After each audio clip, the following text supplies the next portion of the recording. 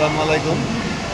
আজকে আমি থাইল্যান্ডের বিষয় নিয়ে কথা বলবো।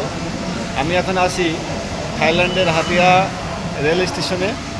এই যে আমার পিছনে দেখতে পাচ্ছেন থাইল্যান্ডের হাতিয়া যে রেল স্টেশন, সেই রেল স্টেশনে আমি দাঁড়িয়ে আছি। অনেক যাত্রীরা অপেক্ষা করছে ট্রেনের জন্য। তো যারা মূলত থাইল্যান্ডে মালয়েশিয়া থেকে যাওয়ার ইচ্ছা আছে, দেখেন তাদের উদ্দেশ্যে আমি একটা কথা বলতে চাই যে আপনারা থাইল্যান্ড আসবেন, ঘুরবেন, ভালো কথা, অনেক অল্প খরচে মালয়েশিয়া থেকে আসতে পারবেন। আপনার 350 রিঙ্গিত হলে 700 রিঙ্গিত হলে মালয়েশিয়া থেকে থাইল্যান্ডে আসা যাওয়া করা যায়। তো কেউ বাসে আসবেন না। বাসে আসলে কিন্তু আপনারা বিপদে পড়বেন আমার মতো, কারণ বাস একটা মাত্র মানে আপনার যদি 5 মিনিট ইমিগ্রেশনে লেট হয়, সেক্ষেত্রে কী হবে, আপনারে বাস ফেলাইতে চলে আসবে ইমিগ্রেশনে, আমার যেরকম হয়েছিল।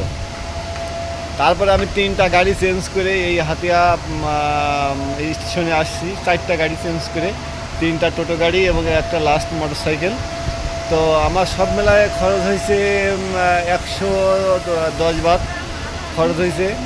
এখান থেকে আমার এই স্টেশন থেকে আমি টিকিট কাটছি 250 বাত দিয়ে। তো ইমিগ্রেশন আমার কাছ থেকে কিন্তু আসলে কেন যে কিভাবে নিল আসলে আমি জানি না। তবে ওরা বলল যে এই বর্ডারটা শুধুমাত্র যারা মালয়েশিয়ায় বা থাইল্যান্ডে ওয়ার্কে কাজ করে শুধুমাত্র তাদের জন্যই এই পোর্টটা, যার কারণে আমাদের মতো টুরিস্টের জন্য অ্যালাউ না।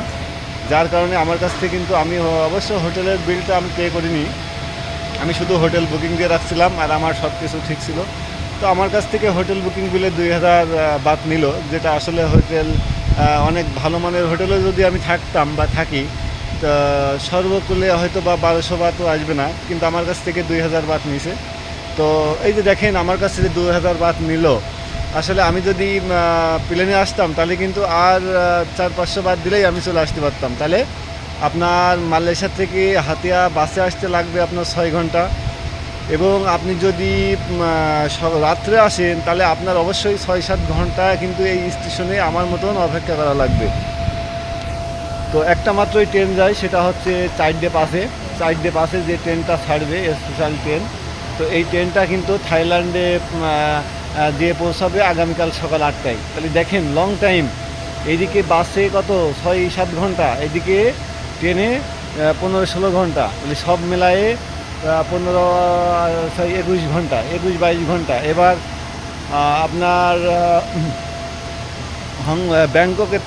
ব্যাংককের থেকে যদি আবার মনে করেন যে পাতায়া যাই, তাহলে ওখান থেকেও বাসে গেলে লাগবে 4 ঘন্টা।